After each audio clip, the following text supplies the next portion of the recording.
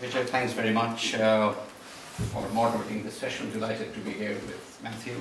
Before I start, just a minor but a very important correction, Vijay. I don't head ADB. President Kuroda does. I'm a part of his management team. You run ADB. I'm a part of his management team. I'm delighted actually the order in which you placed us. I think what Matthew said really feeds in very well, segues into what I would, so I think we'll be able to see some continuity, maybe some differences. When I was invited by you to come and speak here, I said, I'll do anything to make sure I get there, including on a Sunday morning. And I'm so delighted that all of you felt the same way, so I'm very grateful to you. If you look at some of the generalized welfare schemes that Matthew spoke about, depends on which way you're looking at it, the reading can be pretty awful. 58% of the subsidized food grains issued from the central pool do not reach the BPL, the below poverty line families, because of identification errors, non-transparent operation, and unethical practices in the implementation of the targeted public distribution systems. And this one is not written by somebody outside, it is by the Planning Commission itself. The cost of handling food grains by public agencies is very high. For 1 rupee worth of income transferred to the final beneficiary, the government of India spends roughly about 3.65 rupees, almost 4 times. And as a matter of fact, I've seen some estimates going much higher. Matthew spoke about the NREGA, which guarantees this 100 days of paid work. Obviously has had some very significant impacts, but also there are a whole host of issues and stories about leakages, difficulties of getting paid or even identified, political capture of the process. We also have the children's midday meal, again a very important one, and again if you want you can find, and these are sort of very well documented by very reputable groups, the problems with it, including Planning Commission's own assessment. One of them in the children's midday meal being that teachers and students spend valuable time getting the meals ready rather than teaching or learning, and you can have all sorts of discussions on that. And of course, not to mention the budget cost, which for just some of the major social protection programs in India, PDS being one of them, NREGA, Children's Midday Meal, and there's a whole host of others. The cost is roughly about 2% of GDP. And this is excluding expenditures on health and education, this which I'll come to in a moment. And therefore, it's easy and probably even tempting to say, hey, this is just a colossal waste, and we just can't afford this. Tremendous amount of leakage, tremendous amount of inefficiency. 58% is what's getting there. Something is wrong with this program, and therefore there have been talk in sort of several occasions that maybe we need to move away from that mechanism altogether. Depend on growth. Growth is the best way to reduce poverty, and so long as you have growth and so long as you believe in the maxim of rising tide lifts all boats, then that process will work, and see what's happened in many other parts of the world.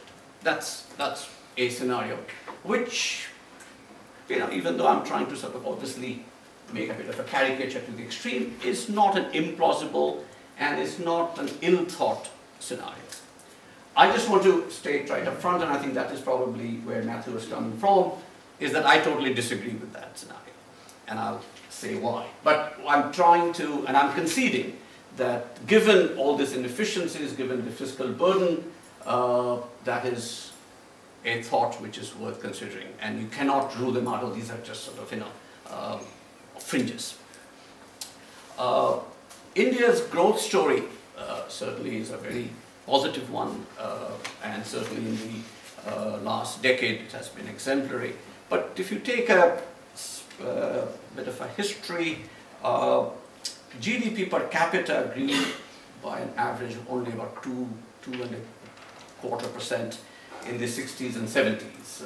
But the important thing is that each decade did see a growth in the GDP per capita, even in those very status days. This rate increased to about 3.3% in the 1980s, 3.7% in the 1990s, and of course, after the reforms and liberalization of the 1990s, 2000s, we've basically seen about a 6.2% increase in the per capita GDP in the last decade. Now, these are very remarkable growths, and of course, after China, India has been the fastest growing economy in the world.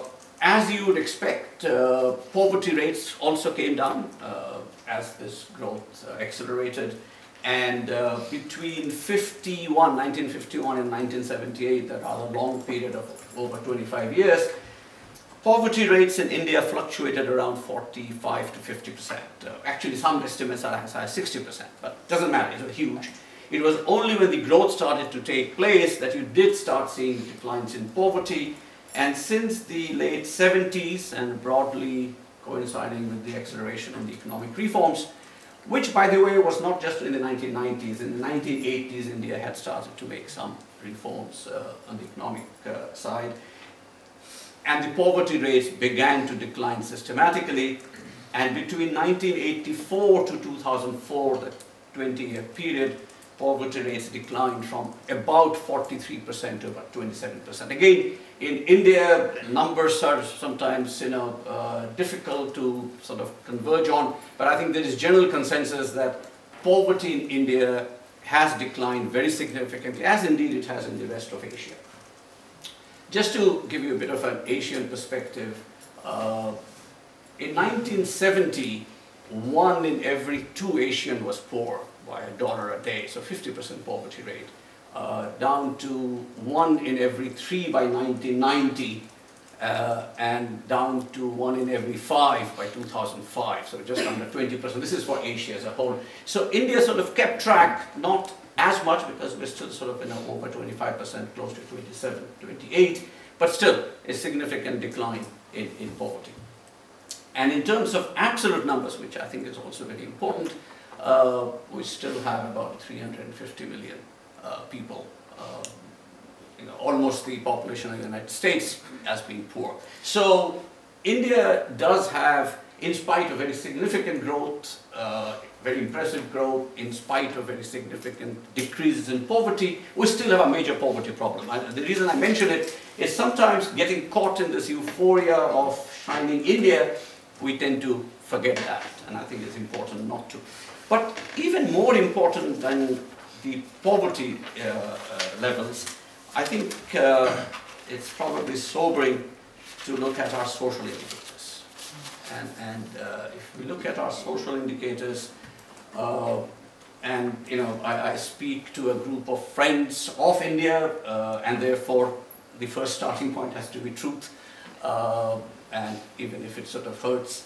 And the fact is that India, which in the 90s was second only to Sri Lanka in social indicators, really at the top, is now really almost at the bottom, followed by Pakistan. So there has been a very significant social indicator setback. Bangladesh and Nepal, in some cases, have done better than India. At one seminar, I have made the mistake of saying even Bangladesh and Nepal, and I was quite rightly chastised by my Nepali friends and Bangladeshi friends. And you notice I didn't say even, but I think the point is that a country, Bangladesh, with half the per capita GDP, has had its social indicators considerably better, and I'll enumerate some of them just to sort of make the point, not to drive home the point too rigorously. And that's a challenge, and I'll come back to that in a moment. Malnutrition. malnutrition in Bangladesh came down from 41% to 28% in 2007, very significant decline. India's is lower than Bangladesh, but it came down from 19.8% in 1991 to 19.1% in 2007. So very sort of minimal decline. So what is that? Malnutrition, percentage of population. Yeah. But if you look at another statistic, which I think is even more important, and I'll tell you why I think is more important, and that is prevalence of underweight children under 5 years of age. And this statistic is generally accepted in the international community as an indicator of stunting both physically and intellectually. So that if you are underweight at the age of 5, you have essentially been compromised for life. And in Bangladesh's case is 41.3, which is pretty bad, but India's is staggering 44%. So for India, with a per capita GDP almost double, having a malnutrition rate, underweight of higher than Bangladesh is a point. Immunization, again, 74% of children under a year age in India in 2010 compared to 94% in Bangladesh. So again, let me not belabor the point, and I'm not even comparing it to China. China's social indicators are way better. As a matter of fact, in a speech in Calcutta last year, just as Ms. Banerjee had taken over as Chief Minister, I had given the statistics, but I didn't say Bangladesh. And the audience assumed I was talking about China. And I could see the audience basically saying, oh yeah, what's new? And they were sort of almost ignoring it, till I said, by the way, the neighboring country I was talking about was not China, but Bangladesh. And that's when the audience actually sat up. And I think it is something that we need to sit up, that we do have a major social deprivation issues in India. And because of that, I go back to the fact that we do need the sort of welfare schemes that have been put in place. And I'm very pleased and impressed with the background you gave, Matthew, about the generalist and the particular. I haven't thought of it in that term, but I can see why these were very remarkable initiatives in the 90s and the 2000s.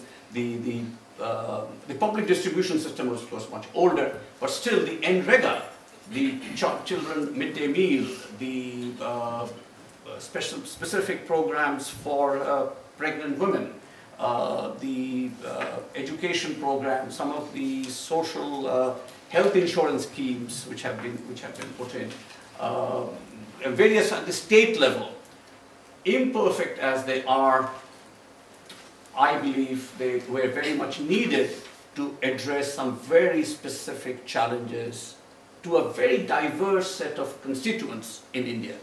Women, the unempowered, the caste issues, the rural areas. And complex as it is, I think there was no choice but to look at some of these welfare programs, to look at how to deal with these issues. Now,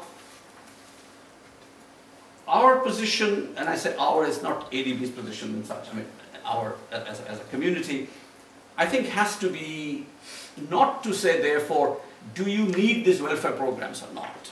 Or can you just depend on the market process of growth?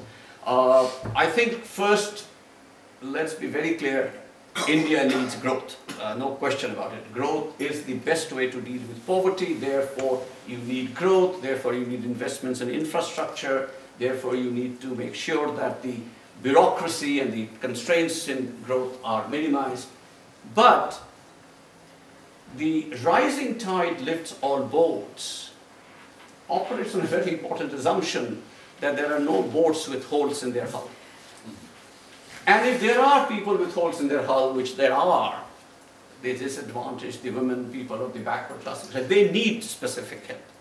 And this is why inclusive growth is such an important element of, I think, the growth story now. And this is a part of the government of India's own policy. But how do you make growth inclusive is basically a process of how do you enable people to participate in and benefit from the growth process, not just sort of be the sort of passive recipient of a downward sort of trickle-down process, but really see how can then participate in that process. Now, Let me therefore talk first a bit about growth, and then I'll talk about some of the issues that we have to recognize them. As I said, the impact of economic growth, and there is no doubt that we need much more of it, on living standards, and i.e. of the poor, I think is crucially dependent on the nature of the growth process. And by that I mean its sectoral composition and its employment generating capacity. Because you could have growth and you could have, minimally job creating growth. What we need in India is a focus on the composition of this growth and what the impact on employment is. And here I'm specifically thinking of agriculture as a very important element of growth story. In India, and in fact, everywhere else, it is natural for agriculture's contribution to growth to decline as an economy develops. That's sort of the history of economic growth. The problem, I think, in India is because of the structure of employment in India has changed much less rapidly than the structure of the output. Agriculture, for example, declined of its share of total output, declined from 38% to about 15% over the period 1980 to 2010, so over that 30-year period roughly. In a sense, that's what you'd expect as the economy grows, share of agriculture reduces.